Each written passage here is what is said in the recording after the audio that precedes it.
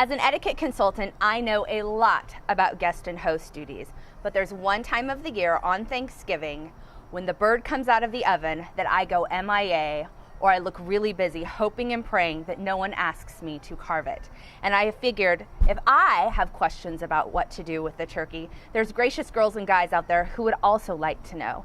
So I've enlisted the help of one of my favorite local chefs, Rocky Maselli, to walk us through the carving process. So let's go inside and talk to Rocky. Thank you so much, Rocky, for opening your beautiful restaurant to us today and helping us with our turkey carving predicament. So let's jump in and talk about the utensils that we need. It's going to be a pretty basic setup. You need 2 cutting boards. I've got a large cutting board and a smaller cutting board. And then my tools today are going to be a carving knife, and actually I think this is a Japanese sashimi knife, but I like it. It's a long, thin blade, and a pair of tongs. Okay. Fork are useful, but I find that the tongs, you just have a little bit more flexibility with the tongs. Yeah, absolutely, and everyone has these in their kitchen. So do you suggest people getting their knives sharpened ahead of Thanksgiving? Well, a sharp knife is definitely going to be a big plus for carving a turkey, especially if you're nervous about it. If you have a dull knife, it's going to make your work much tougher. Perfect. Okay. All right, so let's see what we're going to do here. We've got tongs and a knife, and I'm going to grab the turkey, and we'll just get going here. Okay. So here we go, we've got our lovely turkey, and we're going to get it out of the roasting pan and get to work on this guy. So the first thing you want to do is we're going to lift the turkey up. I'm going to lift it from the bottom, and I'm going to set it right here on the edge. Move this away. Now this bird, and we're just going to start right in here. Okay. Now, I've heard that it's best to not carve it at the table, but we all see these Norman Rockwell pictures where the host is carving it. Unless you want to elbow grandmother in the face or knock over some glassware, do something like this, I would really recommend carving the turkey in the kitchen. That's good to know. It's going to be better for your table setting. It's going to be more enjoyable for you because all the carving will be done. You'll be able to sit at the table, relax, and have fun, and you won't have to stand up every 10 minutes to slice more turkey for people. This is true. So I'm going to show you how to break this turkey down quickly and get it all on a platter so that you can sit and enjoy the rest of your meal. Fantastic. Another thing that you can do is once the turkey's sliced, you have all your side dishes in the oven, warming, getting ready to go. When the turkey comes out of the oven, it should sit for about 10 or 20 minutes to kind of, become warm enough to handle. It can't be so hot that you can't handle it. And while you're carving it, you can get everything else on the table. Okay. Having help on Thanksgiving is also very important. Got to call in the troops and get a little help. So as a guest or a hostess, this is a great reminder is to enlist people to get involved, because I think that makes it more festive anyway. Absolutely. So we're gonna go right at this bird. I'm gonna go for the wings. So I'm gonna actually just grab that wing and pull on it, and look at that. It just came away from the bone, and there's a joint that if I twist, you'll find it, and that goes the wing. Okay. And pull on the wing, and it'll just open right up. There's the joint. Yeah, I always get tripped up at the joints. Well, and if you just bend it, it'll actually pull apart. I'm not really using the knife. So there's the wing. Now the breast, there's a bone that runs right down the middle, and a piece of cartilage. So you're just going to find one side of that and run down, and you're going to hit the wishbone. Actually, I don't think I can turn this around so you can see it. The wishbone's right here, and you can feel the knife resting on the wishbone. You just kind of slide down the wishbone. We're going to remove this breast, the whole thing. So we're down to the bone, trim along the wishbone, and then if we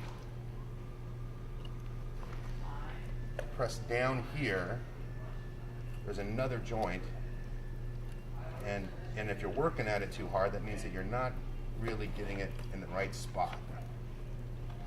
Come on now, behave. Okay, let's see what's going on here. There we go.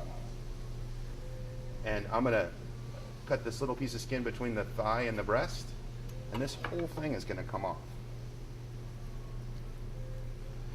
Nice job with the turkey too. It's nice and moist. Thank you. All right, so that's what the second cutting board's for. There's the breast. Now we're going to go for the other breast. See if I can do this a little faster. Breastbone, and then down along the wishbone. And if you can do this just right, there's a joint right here where the wing bone attaches to the carcass. And if we can just kind of wiggle that knife down there and find that joint. Where is it?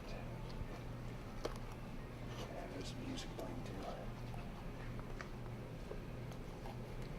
This is probably the hardest part of carving the turkey right here, getting these breasts off. Which is another great reason why you do it in the kitchen, when you can kind of focus on it. And I trimmed away from the carcass here, and the breast is falling away, opening up the turkey so that I can see where that joint is.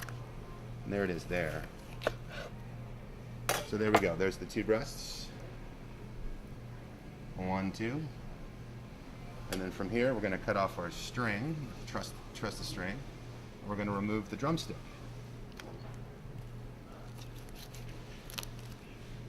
And I cut towards the joint and then pulled to expose the actual joint, and then I'm just going to cut right down. So there's the drumstick.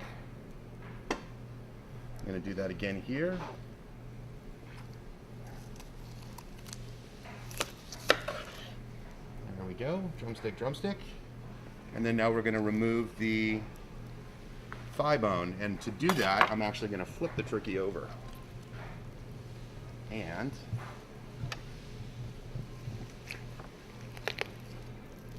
pull away that thigh bone. Now this is my favorite part of the turkey, the thigh meat. I think it's got the most flavor. All right, turkey. It's cooked perfectly. There we go. Now, what I have left is just the carcass. And what you can do here, I'm going to move these over to my second cutting board. Get them ready for cutting. Now what you can do here is you can save this for stock or soup, but you want to get in here with your hands and pull away any of this other additional meat, which is perfectly good. Now with the turkey part behind us, this is what hostesses and hosts care about, is the presentation of the bird. Absolutely. On the table. So okay, so we've got we've got the thigh and the breast removed from the turkey. We've got our drumsticks here, and we're just going to start slicing this. And then a little trick, and one of the benefits of taking the whole breast off like we've done is we're going to slice this against the grain. And when I say against the grain, if you sliced it along this way, it would be with the grain. It'll be a little bit stringy. So we're actually going to slice down straight across, and that's going to be against the grain. And you get a nice little piece of the crispy skin on there. So we're just going to slice this. Which is what we research and work so hard to do on our turkey recipes, is to get this. So we're going to just slice all the way down, and going to get portions for everybody. And if you have a big enough platter, you can slice the entire turkey and put it all out so that you can sit and enjoy the rest of the meal. Or 2 platters for your turkey too, if you have a long table that exactly, one for each side of the table. Perfect. All right, so look at that. And then I've got my trusty tongs here. I can pick the whole thing up and put it on a platter. Looks pretty easy, huh? Now, for those of you that like the dark meat, what I've got here is the thigh, and what I'm going to do with the thigh is I'm going to flip it over. There's a bone that runs right through the center. I'm going to take that bone out.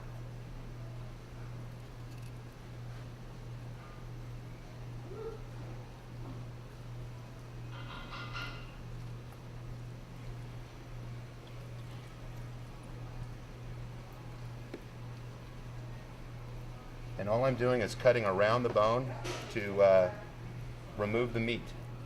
And that's my little turkey thigh bone right there. That I can set aside. And then I'm going to flip that back over. I'm going to do the same exact thing that I did with the breast. So I'm going to slice this. So you've got skin, you've got dark meat. It's falling apart a little bit. It's a little bit harder than the breast, but just try to keep it together. Well, and I think this is the meat sometimes that actually doesn't make it out if you don't know exactly what to do. And this is really flavorful. Absolutely, it's my favorite part of the turkey. So we're going to just stack that right next to the breast. Now, and if you have kids in the family, they might want to go for a drumstick. Otherwise, you can take that drumstick and you can get the brown meat off of it just by holding it up like that, and slicing down.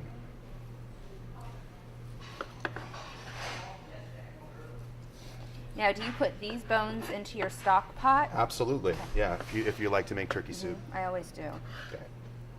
So there's some more dark meat. And then I brought some nice little herbs here to garnish the platter with. A little bit of rosemary and thyme. Sage would be nice too. The herbs that you tend to season the turkey with.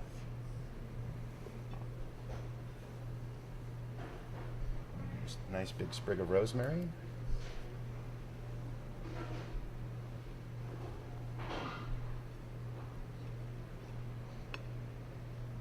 That's might be a little bit too much. I like that. I'm just going to leave it at that. Well, this has been so helpful, Rocky. Thank you so much. I will pleasure. be the one carving our turkey this year. Good luck. Now, one It's easy. last question is about the moisture of the meat. And I know that for hosts and hostesses, we spend all of this time researching recipes.